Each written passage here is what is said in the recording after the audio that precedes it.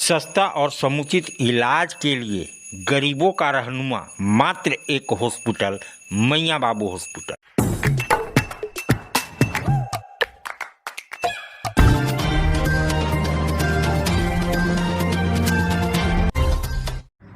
ब्रह्मदेव जी, कल का सम्मेलन ओबीसी पिछड़ा वर्ग का सुपर डुपर हिट रहा। हजारों की संख्या में लोग आए।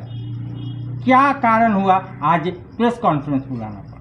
सबसे पहले मैं आप सभी को, मीडिया के बंधु भाई सभी को, मैं इस कार्यक्रम में आप सबों का योगदान रहा, इसके लिए आप सभी को धन्यवाद देता हूं। और आगे भी आपका इसी तरह सहयोग बना रहे, यही आप सबों से कामना करता हूं। और साथ ही साथ हमारे जितने भी संयोजक मंडली के लोग थे और लोग हैं, उन सभी के द्वारा और उनके सहयोगियों के द्वारा, हमारे सहयोगियों के द्वारा इस कार्यक्रम में अपनी दिन रात एक करके तन मन और धन से सब लोगों ने अपना एनर्जी लगाया, अपना ताकत लगाया।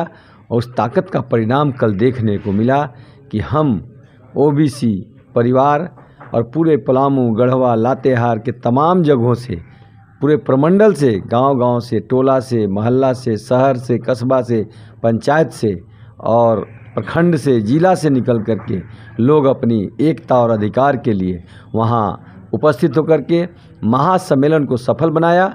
और सभी ने एकता और अधिकार की लड़ाई को आगे पहुँचाने के लिए महापुरुषों के सामने अपने दोनों हाथों को ऊपर उठा करके यह संकल्प लिया कि जब तक हमारी मांगे पूरी नहीं होगी तब तक हम लोग इस संघर्ष और इस लड़ाई को जारी रखेंगे।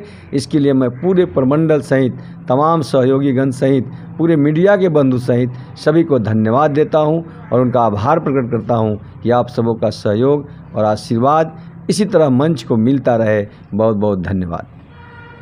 आप लोग का एक नारा था, जितनी होगी दावेदारी उतनी होगी हिस्सेदारी। जिसकी जितनी संख्या भारी उसकी उतनी हिस्सेदारी।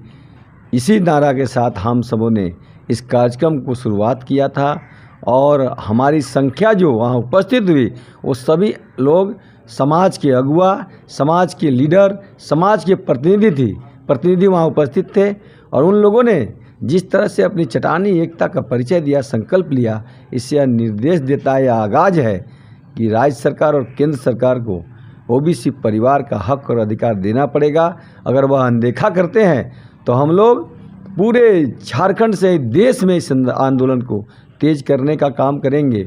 और कल जो आंदोलन का आगाज़ हुआ है, इससे राज्य सरकार और केंद्र सरकार को भी आगाह कर दिया गया है कि यदि ओबीसी समाज जो हमारा 65% की आबादी है उसको तुम अनदेखी करोगे तो तुम्हें कुर्सी से उतारने के लिए ओबीसी परिवार अकेले सक्षम है। एक और नारा, जब से आपने रथ यात्रा स्टार्ट किया तब से उस रथ में गूंजता रहा कि जो ओबीसी की बात करेगा वही देश पे राज करेगा। क्या ये सतत प्रयास आप लोगों से किया गया है और तत्कालीन सरकार उसको अनदेखी कर रही है या उसका कुछ करेगी? जो ओबीसी का बात करेगा वही शासन पर राज करेगा। जो ओबीसी को अनदेखा करेगा वो शासन से बाहर होगा। यही नारा के साथ हम सबों ने इस संकल्प को लिया था और इस नारा को लोगों ने मजबूती से कल चट्टानी एकता दिखा करके सिद्ध करने का काम किया कि हम ओबीसी परिवार एक है, चाहे वह केंद्र सरकार हो, चाहे वह राज्य सरकार हो।